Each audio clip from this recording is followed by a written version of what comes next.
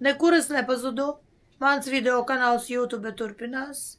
Turpināsim runāt par puķu maģiju. Šodienas tēma mums ir Kalanhoe. Tagad jautājums, kas tas tāds? Kāds zina, kāds varbūt arī nezina.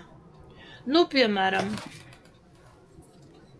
lūk, ieraudzījāt, atpazināt. Ļoti daudziem cilvēkiem ir mājās. Es domāju, ka katram 5. mājās ir Kalanhoe. Krāsas ļoti dažādas. Tātad, tas mums ir, viņš pieder pie Krasulācijā, dzimtas audziņš, un tika ievests Eiropā no Madagaskaras 20. gadsimtā kā telpaugs. Ļoti, ļoti iecienīts, jau to sāk izmantot arī griezto ziedu buķetītēs, ne tikai kā telpaugu. Lielveikalos bieži vien pārdod šos audziņus.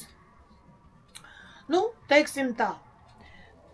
Ziedošā suga no Kalanhoēm ir Blosfelda Kalanhoe. Tas ir tas, ko es turu rokās.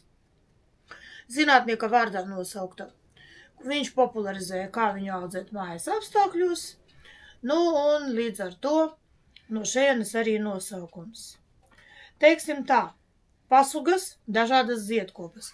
Šī te puspildītais mums ir ziediņš. Parādīšu vienkāršo nepildīto arī tūlīt. Pats vienkāršākais ziediņš mums ir šāds.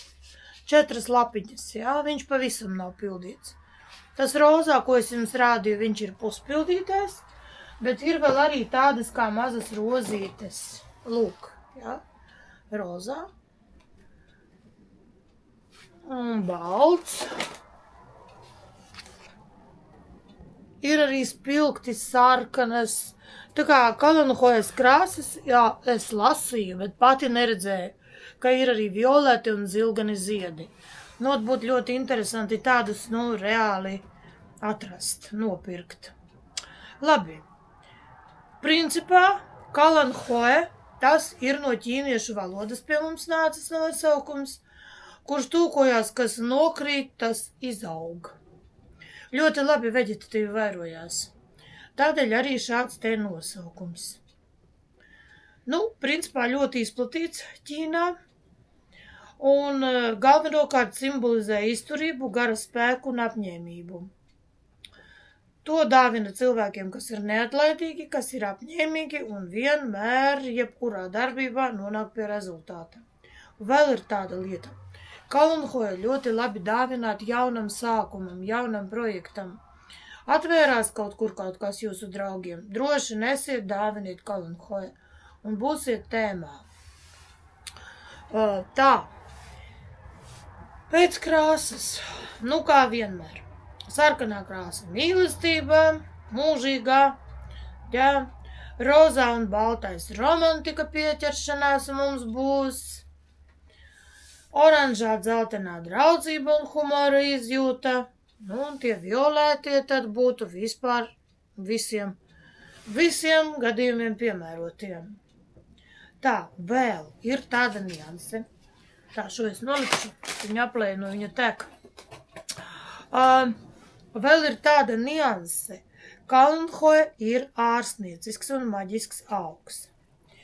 Vēsture sena, sevišķi Amazonas baseinā Antiļu salās, ar to ārstē galvas sāpes, ar to ārstē brūces, ar to ārstē ādas infekcijas. Recepšu man nav, jā, uzreiz saku. Lūk. Brīnum līdzeklis, Brazīlijā, piemēram, to sauc par veiksmes lapu. Izmanto kuņģa čūlas ārstēšanai. Izmanto maģiskajās vannās. Maģiskās vannas, tās mums būs Brazīlijā un Bandā un Kandomble. Nezinu, kas tāds. Vietas droši vien. Jā, var lielo burtu rakstu. Bet, lai attīrītu no negatīvās enerģijas, tad liek cilvēku tādā vannā. Noteikti nekas slikts viņam nenotiek, jā, tikai uz labu tas viss nāk, un tā viņš tiek ārstēts. Pēc fenšuja.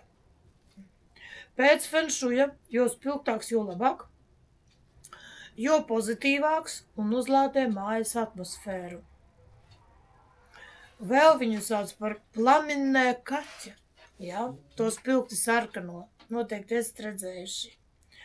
Un tos tad uz ilgstošu mīlestību var jaunlaulātajiem pat dāvināt.